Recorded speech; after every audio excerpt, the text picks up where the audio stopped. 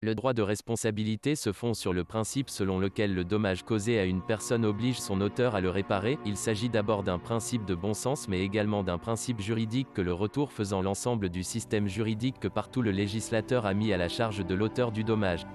Le droit de responsabilité englobe en général toutes les formes de la responsabilité. D'abord, la responsabilité administrative telle que la responsabilité de la commune, la responsabilité pénale ou la responsabilité politique. Ensuite, la responsabilité civile contractuelle, qui recouvre les règles applicables en cas de dommage dès l'inexécution de l'obligation contractuelle. Et enfin, la responsabilité civile délictuelle qui recouvre des règles applicables en cas de dommage résultant d'un fait juridique, c'est-à-dire au cas de préjudice cause à autrui indépendamment de toute convention ou droit. La responsabilité est délictuelle lorsqu'elle s'appuie sur les faits qui ont causé un dommage en dehors de tout. En effet, le fait générateur de dommages peut être volontaire dans les délits civils, blessure volontaire à titre d'exemple, et peut être involontaire dans les quasi-délits, en cas d'accident par exemple. Cette responsabilité suppose l'existence de 3 conditions, une faute, un dommage, un lien de cause à effet entre cette faute et le dommage. La faute est la commission ou l'abstention causant le dommage à autrui.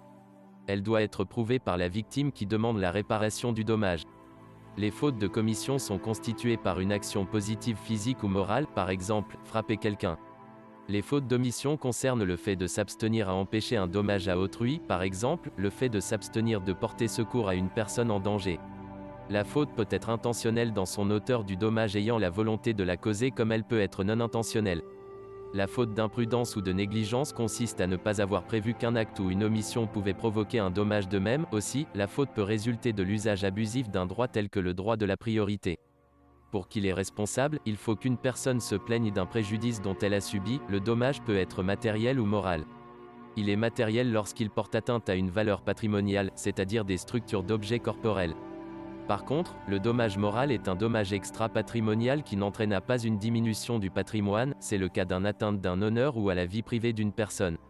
La réparation de préjudice moral a fait l'objet d'une controverse doctrinale pour certains auteurs, car l'argent ne peut pas réparer la douleur ou compenser l'honneur offensé en cas d'atteinte à l'honneur.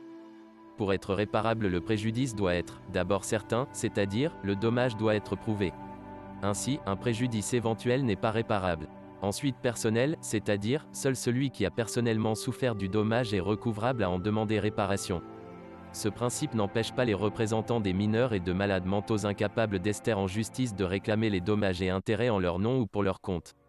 La faute et le dommage ne sont pas les seules conditions pour engager la responsabilité civile d'une personne, il faut démontrer en plus que la faute commise est venue à l'origine de préjudice.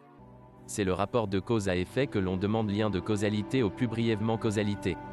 En effet, quand un fait est produit, il est l'aboutissement d'une série de causes, et le juge devra déterminer quelle est la cause juridique entraînant la responsabilité. Des théories ont été proposées pour guider les juges, on distingue 3 théories. 1. La théorie de l'équivalence de conditions. Tout événement qui a été une condition ou indispensé du dommage en est la cause, quelle que soit son importance ou sa proximité avec le dommage, soit condition nécessaire de celui-ci joue un rôle équivalent dans sa réalisation, il en est cause, au même titre. 2. Théorie de la proximité de la cause. Elle se retient que les causes dont le dommage est la conséquence immédiate ce sont celles qui entretiennent avec lui un rapport de proximité temporaire. Autrement dit, d'événement passable à retenir est celui qui s'est chronologiquement autrui de dernier. 3. La théorie de la causalité adéquate. Ce pourrait être retenu comme cause du dommage, les événements qui devraient normalement le produire selon le cours habituel des choses et l'expérience de la vie. Un rapport d'adéquation doit donc exister entre la cause et le dommage.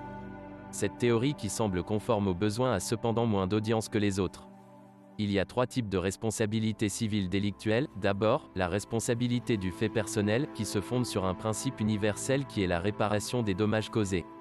Ensuite, la responsabilité du fait d'autrui, qui suppose la réparation des dommages causés à la victime à une personne qui ne les a pas commises. Ce régime englobe la garde des enfants et des aliénés puis des préposés.